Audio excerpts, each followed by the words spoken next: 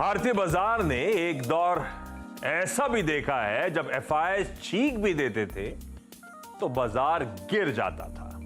आज ऐसा वक्त आ चुका है कि 2022 में विदेशी निवेशकों ने 2.25 लाख करोड़ रुपए की भारी बिकवाली करी। उसके बावजूद निफ्टी में तेजी रही। पिछले 4 साल से एफआईआई बेच रहे हैं, लेकिन बाजार की रफ्तार कायम है। बाजार के टेक्सचर में आए बड़े बदलाव की वजह है रिटेल निवेशक और देश में आया इक्विटी कल्ट।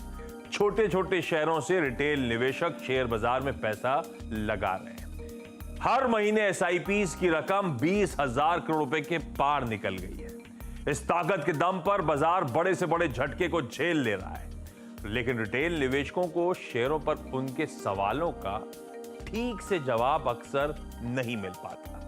इसलिए रिटेल निवेशकों के फेवरेट शेयरों के विश्लेषण के लिए आज हम लेकर आए हैं द रिटेल Q&A।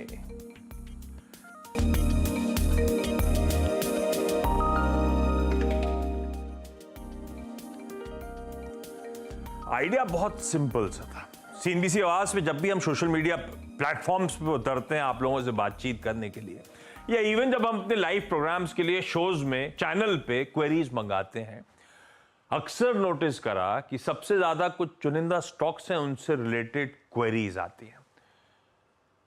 मेरे ख्याल से रिटेल के फेवरेट कहने चाहिए। हम और आप सब उन स्टॉक्स के बारे में जानना चाहते हैं। कई इन्वेस्टेड हैं, कई इन्वेस्टमेंट करने के मन में, कोई साइडलाइन पे बैठा है, वगैरह वगैरह। कोई सुज़लॉन हुआ, कोई वोडाफोन आइडिया हुआ, कोई यस बैंक हुआ, कोई इरीडा हुआ। अरे बहुत सारे स्टॉक्स हैं ऐसे जिन पे आमतौर पे, और इन स्टॉक्स पे क्या होता है, बहुत डिटेल में आमतौर पे बातचीत हो नहीं पाती। बहुत ज्यादा एक्टिव कवरेज में ब्रोकरेजेस के होते नहीं है, तो थ्रेडबेयर डिस्कशन कभी हो नहीं पाता, आंसर मिल नहीं पाता। तो ये जो रिटेल की सबसे ज्यादा क्वेरीज रहती हैं, इन्हीं पे आज चर्चा करने का मन था। इसीलिए कोई छुपा के नहीं, सीधा सीधा क्लियर कट नाम था द रिटेल Q&A। आप लोग के सवाल हैं, मदद करने के लिए दो बाजार के जाने माने वेटरन्स जो इस तरह के सारे स्टॉक, सारी दिक्कतें सुलझाने के लिए हमेशा रेडी रहते हैं। रजत के बोस.com के रजत बोस आपको आपकी स्क्रीन पे नजर आएंगे, और साथ साथ ओम कैपिटल के राजेश अग्रवाल। आज बंबई लेगा कलकत्ता की मदद इन सारे इंपॉर्टेंट स्टॉक्स पे। सिंपल सा प्लेन सा आइडिया। बहुत दिनों से सोचा था जिस दिन मूवीज का हफ्ता ठंडा पड़ेगा इस शो को जरूर माउंट करूंगा। तो आज वो मौका है। कोशिश ये रहेगी कि आप लोग को समझ में आए करना क्या है, क्या नहीं करना है, किन स्टॉक्स से दूर रहना है, किन में निवेशित रहना है, वो सारे आंसर्स आज ढूंढ लेंगे। और सबसे पहले जो सबसे ज्यादा चर्चा में रहता है, सुज़लॉन एनर्जी। 40 के आसपास ये स्टॉक कामकाज कर रहा है। इसी साल 50 प्लस के लेवल्स हमने आते हुए देखे थे उस स्टॉक में। चार्ट आपकी स्क्रीन पर है। सुज़लॉन वो स्टॉक था जो सब 10 रुपीज के आसपास ट्रेड करता था। इक्का दुक्का बार 11-12 तक गया, फिर ठंडा पड़ गया। ये पिछले साल मेरे ख्याल से यही समय था, मई का। उसके बाद से एक तरफा मूव, वो 10 वाला स्टॉक 50 तक गया और अभी भी ऊपरी स्तरों पे कंसोलिडेट कर रहा है 50-40 के जोन्स के आसपास। इस स्टॉक पे सबसे पहले चर्चा, बहुत लोगों के सवाल सबसे ज्यादा सुज़लॉन एनर्जी रिलेटेड आते हैं। ये 5 साल का चार्ट आपकी स्क्रीन पे, उसके बाद 1 साल का भी आ जाएगा, तो ये जो री रेटिंग हुई है उसकी तस्वीर भी क्लियर हो जाएगी। दोनों के पास दरअसल इस स्टॉक पे आऊंगा मैं, दोनों से समझने की कोशिश करूंगा। ये वो कंपनी है वैसे जो भारत की विंड एनर्जी या विंड टर्बाइन मार्केट का मेरे ख्याल से 1/3 मार्केट इसके पास है, और जिस तरह के एग्रेसिव केपेक्स वगैरह करने की तैयारी, एक डोमिनेंट पोजीशन होगी इस बाजार में। पर क्या वाकई एक्सपर्ट्स का भरोसा बना हुआ है? क्या जस्टिफाइड था वो 10-11 रुपए से 40-50 रुपए तक एक साल में मूव्स दिखा देना? क्या करना चाहिए स्टॉक पे, इस पे बातचीत। पहले राजेश सर आपके पास आऊंगा, थोड़ा सा फंडामेंटल भी टटोलने की जरूरत। कुछ फंड रेजिंग हुई थी, और ये 10 रुपए तो मैं कह रहा हूं, अदरवाइज तो लो सिंगल डिजिट वाला स्टॉक था जो इस तरह से फट चुका है। राजेश सर, आप लोग का या ओम कैपिटल का कुछ भरोसा सुज़लॉन पे बढ़ा या नहीं बढ़ा? हम में से कई लोग निवेशित हैं, जानना चाहते थे कब मुनाफा बांधना है। कई लोग, अच्छा जो स्टॉक आप डिस्कस करने वाले हैं उसमें ज्यादातर स्टॉक्स पे कई सारे लोग बोलते हैं मल्टी बैगर्स है, रखे रहो। रखना ही नहीं रखना उसका जवाब भी चाहिए था। सुजलॉन पे राजेश सर क्या व्यू है आपका? राजेश सर आप चार्ट रेडी रखना, मैं सुजलॉन पे चार्ट भी टटोलना चाहूंगा लॉन्ग टर्म के लिहाज से आपसे। Rajesh sir. Good morning Ashish ji, good morning रजत दा। आपने सही कहा कि लोगों को ऐसा लगता है कि ये मल्टी बैगर है, वो मल्टी बैगर है, ऐसे इतिहास हमेशा चलते रहते हैं। बट मेरा ये अनुभव हो रहा है कि मल्टी बैगर ऐसे दिखते नहीं है। आपको लगता है कि कंपनी स्ट्रांग है, आगे अच्छा परफॉर्म करेगी, बट आपको तिमाही दर तिमाही नतीजे, कंपनी की प्रोग्रेस, कंपनी के अनाउंसमेंट्स, कई चीजें देखती रहनी पड़ती हैं, उसको फॉलो रखते रहना पड़ता है, उसके बाद ही जाके मल्टी बैगर होता है। शुरुआत में ही ऐसा नहीं लगता कि 1 का 100 हो जाएगा, वो सिर्फ बाजार में स्पेक्युलेटिव बातें होती है। फंडामेंटली आपको हर क्वार्टर्स के नतीजे और बाकी चीजों पर ध्यान रखना पड़ता है। अब जहां तक सुजलॉन की बात है, 52 हफ्ते का हाई लो 8 रुपया और 50 रुपया है, तो 8 रुपया से 40 रुपया तक अभी तक का सफर है। तो आज तक में ये कहा जा सकता है कि 5 गुना हो गया है, मल्टी बैगर बिल्कुल है। अब फंडामेंट्स पर आए तो 20 गीगावाट की इनकी कैपेसिटी है ग्लोबली, मार्जिन में सुधार हुआ है, तो कंपनी प्रॉफिट में आने लगी है। मई 23 में जो डेट इनका 1938 करोड़ के आसपास खड़ा था, वहां इन्होंने क्यूआईपी करी 2000 करोड़ की, तो शायद इस बार की बैलेंस शीट में डेट और भी कम या नहीं नेग्लिजिबल होता हुआ नजर आएगा। लेकिन दिक्कत ये है कि वैल्यूएशन अब बहुत स्ट्रेच हो गए, 40 रुपए के भाव में वो कंफर्ट नहीं आ रहा है कि इसमें खरीदारी की सलाह दी जाए। बल्कि मैं तो ये कहूंगा कि कोई अगर अच्छे मुनाफे पे बैठा है तो थोड़े बहुत मुनाफा वसूली करनी चाहिए। क्यों कि एक तो अगर कोई भी गवर्नमेंट पॉलिसीज एडवर्स आती है, जो कि इस वक्त ऐसा लगता नहीं है क्योंकि गवर्नमेंट का फोकस रिन्यूएबल एनर्जी पे है, लेकिन कुछ भी ऐसा आता है तो दिक्कत हो सकती है। दूसरी इवेंट टर्बाइन जनरेटर की अपटेक जो है वो कम हो जाए, या तीसरे सबसे बड़ी बात है कि इस धंधे में कंपटीशन बहुत हाई है, तो उस वजह से मुझे इस 40 रुपए में उतना कंफर्ट आता नहीं है। मैं यहाँ पे मुनाफा वसूली या बिक्री की ही सलाह दूं। यार सही बात, ये पॉजिटिव्स हैं, बहुत कुछ बदला पिछले 1 साल में जिस चलते स्टॉक री रेट हुआ, पर वो हो चुका। अब इन लेवल्स पे, जिस लेवल्स पे खड़ा है 40 ऑड के आसपास, वैल्यूएशंस जस्ट नहीं लगते हैं, स्ट्रेच्ड बहुत ज्यादा है। यहां पे जिनके पास है मुनाफा वसूली करें, बाकी फिलहाल के लिए दूर रहें। रजत दा, चार्ट्स पे कुछ और स्टोरी क्या? क्योंकि बहुत अच्छा रीरेट हुआ है, हायर लेवल्स पे कंसोलिडेट भी हो रहा है। आपका व्यू क्या बन रहा है? आप भी दूर रहोगे या लपक लूं? देखिए, मैं राजेश जी के संग पूरी तरह सहमत हूं, इसलिए कि करीब 1 साल पहले ये जून का 2023 का जून का फर्स्ट वीक में ये ऊपर मारा था और 14 का लेवल पार किया था। उस टाइम पे इसमें रिकॉर्ड वॉल्यूम दिखाई दिया था। वो रिकॉर्ड वॉल्यूम 300 करोड़ से ऊपर उसी हफ्ता में हुआ था। इसके बाद में ये जो 50 तक पहुंचा ना, ये रेगुलर बेसिस पे वीकली वॉल्यूम्स जो है वो डाउन होते जा रहा था और गाड़ी ऊपर चल रहे थे। अभी क्या है कि ये कोई कारण से 36 के नीचे चला जाए तो इसमें एक भारी करेक्शन हो सकता है, और 36 के नीचे जाने से वीकली चार्ट में क्लियर दिखाई दे रहा है एक हेड एंड शोल्डर पैटर्न बन रहा है। Irregular head and shoulder pattern है, लेकिन वो बेरिश पैटर्न है, वो नीचे जा सकता है। और जितना भी आप पॉजिटिव्स को कहेंगे, जैसा राजेश जी ने कहा, वो ऑलरेडी प्राइस में आ चुका है। अभी नया कुछ आएगा तो इसमें फिर से दम आ सकता है, नहीं तो मैं भी कहूंगा कि इसमें एक बार प्रॉफिट बुक कर लेना चाहिए। यही बात है, कोई इतना स्टॉप लॉस ये सब दिखना नहीं है। कुछ आप दोनों बुक कर लो, बेहतर। बिल्कुल ठीक है, दोनों का व्यू सेम है, चाहे फंडामेंटल्स टटोल लो चाहे टेक्निकल्स पे परख लो। ये सेल वाला स्टॉक है, बेचना है, मुनाफा बांध के बैठ जाओ साइड पे, सही जोन है उसके लिहाज से। वैसे one of the highest equity base है सुजलॉन का, 1363 करोड़ आउटस्टैंडिंग शेयर्स, और रिटेल के पास ऑलमोस्ट 350 करोड़ शेयर्स हैं सुजलॉन एनर्जी के। शायद इसलिए भी रह रहे के सवाल आते हैं। ऐसे ही बहुत तगड़ा बेस इसका है यस बैंक। इसकी स्टोरी भी इंटरेस्टिंग है, 12, 13, 10 से 13 के जोन्स पे कंसोलिडेशन लंबे अरसे तक। उसके बाद वो खैर वो बैंक्स आने के बाद से तस्वीर धीरे धीरे बदली, और ये है लंबा चार्ट। ये खैर यस बैंक तो एक जमाने में आप सब जानते हैं कहां था, इंक्लूजन था इंडेक्सेस में, और आज क्या हाल है। पर ये अब समय आ रहा है, राजेश सर आपके पास आता हूं इस पे। Q4 के नंबर्स आए थे, अगर नंबर्स आपने ढंग से एनालाइज कर रहे हो तो सजाया जा रहा था, क्लियरली विजिबल है। वो प्रोविजनिंग लो थी, वो टैक्स राइट बैक्स आए, मुनाफा जंप करा। पर ध्यान रखिए, सजाया इसलिए जा रहा है क्योंकि ये शायद देखने की कगार पे खड़ा है।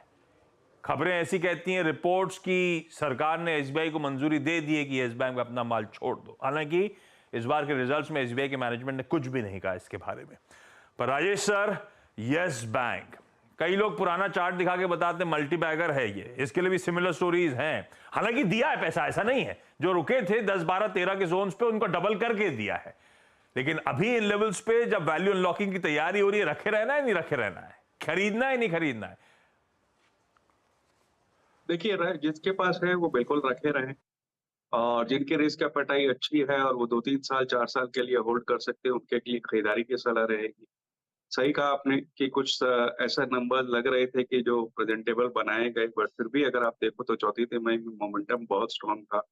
डिपॉजिट्स में करीब-करीब 10% के क्वार्टर एंड क्वार्टर और 23% की ईयर ऑन ईयर ग्रोथ दिखाई दी। कासा रेशियो बढ़कर 30.9 हो गया 29.7 के सामने। रिकवरीज अच्छी थी, एसेट क्वालिटी में सुधार हुआ है, सीडी रेशियो इंप्रूव हुआ है, कासा रेशियो जो है वो 30.9 तक चला गया है। कार्लाइल ने पिछले बार दूसरी बार अपना हिस्सा बेचा है, लेकिन अभी भी उनके पास होल्डिंग है। जो बड़ी होल्डिंग कोटक और एसबीआई में है, वो इस वक्त मुझे नहीं लगता कि बिक्री में आने वाली है। ऐसी कोई खबरें निकल के आ रही थी, बट जैसा कि मैनेजमेंट ने कल कुछ कहा नहीं, तो ऐसी उम्मीद इस वक्त नहीं है। और मुझे लगता है जिनकी रिस्क एपेटाइट अच्छी है, वो थोड़ी लंबी अवधि के लिए यहाँ बिल्कुल गिरावट में खरीदारी कर सकते हैं, क्योंकि अगर कुछ भी सुधार आता है तो मुझे लगता है यहाँ से अच्छा रिटर्न बैठ सकता है। भाई साहब, गिरावट में खरीदारी कर सकते हैं, जिनके पास है वो होल्ड करिए। यस बैंक को लेकर व्यू ये है, बाय ऑन डिप्स, और जिनके पास ऑलरेडी है बने रहने की सलाह है। सुजलॉन पे मुनाफा बांधने की सलाह थी, ये ध्यान रखिएगा, और दूर रहने की सलाह थी। तीसरा इंपॉर्टेंट स्टॉक जिसकी बहुत ज्यादा चर्चा होती है, इसको तीसरे पायदान पे अभी डाला, अदरवाइज लॉजिकली वोडाफोन आइडिया सबसे पहला होना चाहिए था। पर आजकल मैं देख रहा हूं रिटेल की क्वेरी कम हो गई है, शायद सबका भरोसा रजतदा बढ़ गया है कि क्यूआईबी ने पैसा डाला है तो हमें किसकी जरूरत है। पर यह बात सही है, देश का सबसे बड़ा एफपीओ हाथों हाथ लिया गया, 11 रुपए पे खूब माल आया इसके पास। प्रमोटर्स ने 14 रुपए 85 पैसे के आसपास 2000 करोड़ रुपए डाल रखे, तो पैसा तो आ गया। 20,000 करोड़ रुपए की इक्विटी और 25,000 करोड़ रुपए बैंक लेंडिंग की तैयारी हो रही है, तो आने वाले 2-3 साल के लिए तो मामला सेट है। और यही रीजंस हैं कि स्टॉक थोड़ा अच्छा, ये जब से अनाउंसमेंट आया उसके बाद से थोड़ा सा रेंज में फंसा हुआ है। रजतदा, वोडाफोन आइडिया हर पैमाने, लॉन्ग शॉर्ट लॉन्ग, जो जैसा पैरामीटर से चाचना हो, हम लोग रिटेल के लिए वोडा आइडिया पे आपकी सलाह क्या है, क्या करना चाहिए? बहुत मार्केट इन्वेस्टर्स मेरे आसपास घुसे हुए हैं स्टॉक में, उनके साथ बैठा रहूं या नहीं बैठा रहूं? ये आपको 11 रुपया 50 पैसा के नीचे ये वीक हो जाएगा, उसके बाद में फिर नीचे जा सकता है, तो वहां पे एग्जिट कर लेना चाहिए। और इसमें तभी आप टेक्निकल या तकनीकी नजरिए से अगर कहा जाए तो 14.5 का लेवल पार करने से इसमें जोश आएगा, मतलब मोमेंटम चालू होगा। और जब ये 16 से 17.50 ये रेंज को पार करके चलेगा तो फिर आप ट्रेंड दोबारा वापस आ गया, ऐसा ही सोचना चाहिए।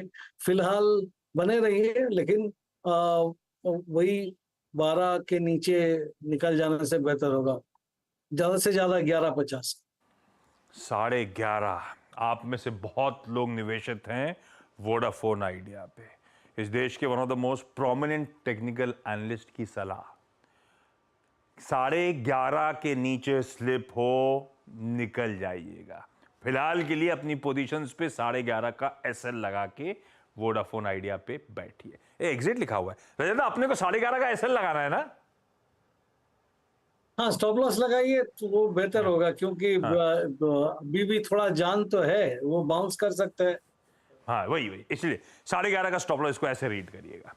चौथा इंपॉर्टेंट स्टॉक, वो अभी हाल फिलहाल का हीरो है, 4 महीने जुम्मा चुम्मा हुए नहीं बाजार में, लेकिन बहुत चर्चा में रहता है राजेश सर, वो है IREDA, Indian Renewable Energy Development agency.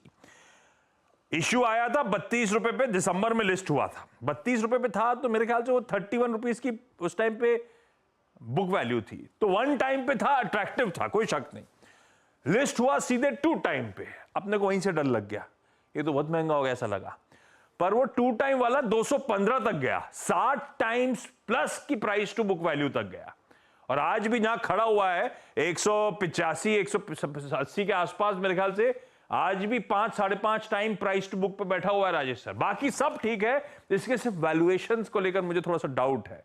इस देश की सबसे बड़ी प्योर प्ले वो ग्रीन फाइनेंसिंग एनबीएफसी, क्या करना चाहिए राजेश सर इरीडा में? देखिए, आपने सही कहा कि देश की सबसे बड़ी pure play green finance energy है। अगर पीएफसी के बाद देखें तो सेकंड लार्जेस्ट फाइनेंसिंग कंपनी है पावर की।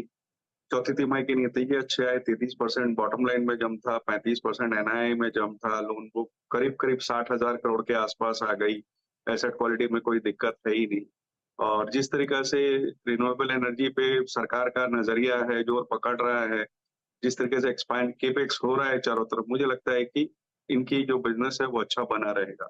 बट जैसा कि आपने कहा, वैल्यूएशन बहुत हाई है, 30 times earnings, 4 time price to book, मुझे लगता है बहुत स्ट्रेच वैल्यूएशन है। हालांकि फंडामेंटल्स बहुत स्ट्रांग है, तो ये मैं गिरावट में खरीदारी की सलाह दूंगा। लॉन्ग टर्म पोर्टफोलियो में रखने लायक है, क्योंकि रिन्यूएबल एनर्जी अभी इन थिंग है और इनका बिजनेस अच्छा चलने वाला है। बट थोड़ी गिरावट आई 150-155 के आसपास, वहां बिल्कुल खरीदारी करनी चाहिए। भाई साहब कोई दिक्कत नहीं, सिर्फ वैल्यूएशन कंसर्न्स हैं, ठंडा पड़ता है तो अट्रैक्टिव हो जाएगा। तो उस केस में राजेश सर कह रहे हैं 150 के आसपास कोई इरीडा अगर मिल रहा है तो लंबी अवधि के लिए अच्छा अट्रैक्टिव बेट होगा, बेहतरीन प्राइस पॉइंट होगा हमारे आपके एंटर करने के लिए। एक काम करता हूं, एक छोटा सा ब्रेक लेता हूं, ब्रेक के उस पार ऐसे ही कुछ और रिटेल फैंसी वाले जिन पे बहुत सवाल आते हैं, एक है IEX, एक है आईडीएफसी फर्स्ट बैंक, इन सब पे भी चर्चा करनी है। छोटा सा ब्रेक, ब्रेक के उस पार इन दोनों एक्सपर्ट से बातचीत कंटिन्यू करेंगे। ब्रेक के बाद आप सबका स्वागत है द रिटेल Q&A में। वो स्टॉक्स जिन पे सबसे ज्यादा रिटेल सवाल करता है, जवाब ढूंढता है। मदद करने के लिए कोलकाता से दो मार्केट वेटरन्स रजत दा और राजेश सर आपको आपकी स्क्रीन पे नजर आएंगे। अगला स्टॉक जिसमें मेरे ख्याल से जब मैं सास बहू करता था तो बहुत ज्यादा सवाल आते हैं, उससे समझ में आया मुझे कि शायद ऊपरी स्तरों पर, क्योंकि स्टॉक ने बहुत तेजी दिखाई थी और बहुत रिटेल फंसा, वो है IEX। एक समय 300 प्लस के भाव दिखाए थे, आज खड़ा हुआ है कहां पे, आपकी स्क्रीन पे स्टॉक है।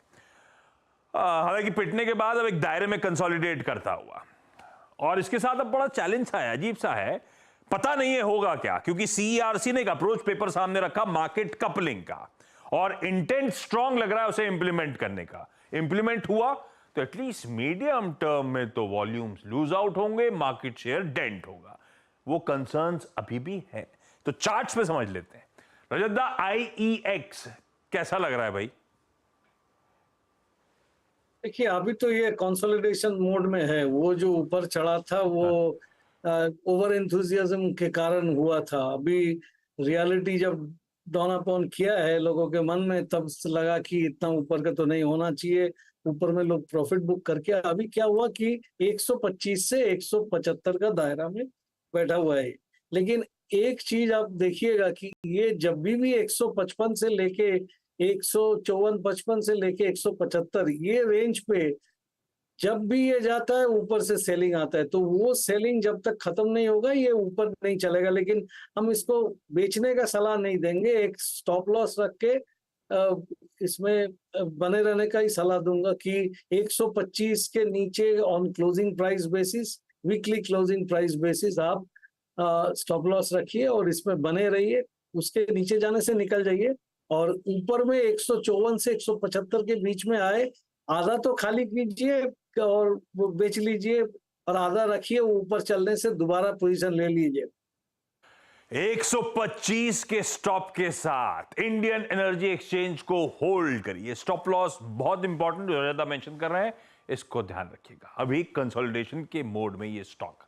एक और स्टॉक जिसने कमा के दिया, इसमें कोई शक नहीं, वो है IDFC first bank.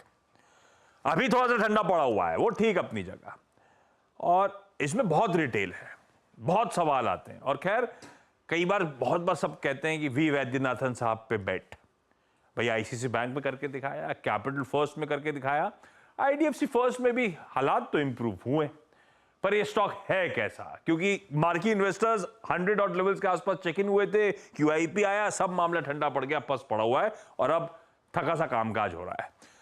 Rajesh sir, IDFC first bank, क्या करें हम? रिटेल बने रहे, बैठे रहे, जहां पे सब घुसे थे 100 के आसपास, जाएगा क्या? देखिए, आपने सही कहा, मैनेजमेंट चेंज होने के बाद सुधार तो आया है परफॉर्मेंस में, इसमें कोई डाउट नहीं है। इस बार के नतीजे भी इनलाइन आए, डिपॉजिट में डबल डिजिट ग्रोथ देखी गई, एसेट क्वालिटी में सुधार आया और जो कलेक्शन एफिशिएंसी है वो पिछले 2 साल से 99.5% पे आई हुई है। तो माने सारे पायदान पे खरा उतरता है। जो ऑलरेडी निवेशित हैं वो कंटिन्यू कर सकते हैं, नई खरीदारी के लिए थोड़ी करेक्शन का इंतजार करें। ऑलरेडी निवेशित हैं वो होल्ड करें, नई खरीदारी अभी नहीं। ये बाय, अच्छा आईडीएफसी फर्स्ट नहीं, ये बाय नहीं है, नई खरीदारी अभी नहीं करने की सलाह है, ध्यान रखिएगा, वेट करिएगा और करेक्टिव मोड्स का। तो बाय ऑन डिप्स टाइप हो सकता है ये स्टॉक। आज की शो को मैं रैप नहीं कर रहा, इसको सुनने की जरूरत होगी, एक्सपर्ट्स ने क्या कहा, क्यों कहा, उसको समझिएगा, उसके बाद फैसला लीजिएगा। जो इन्वेस्ट करना चाहते थे इन तरह के स्टॉक्स में या जो ऑलरेडी निवेशित थे उनके लिए भी सलाह है, रन थ्रू कर लीजिएगा। राजेश सर और रजत दा, थैंक यू सो मच जुड़ने के लिए आज इस फ्राइडे को हमारी बहुत इंपॉर्टेंट स्टॉक्स पे मदद करने की। लिस्ट तो मेरे पास और भी स्टॉक्स की थी, समय खत्म हो गया है, नहीं तो I can go on and on, ऐसे कई सारे स्टॉक्स। किसी और दिन इसका पार्ट 2 भी लेकर आएंगे। आप लोग अपनी क्वेरीज भेजते रहिएगा, इस तरह के रिटेल Q&A करते रहेंगे अपन सेशंस। लेकिन आज के लिए इतना ही, नमस्कार।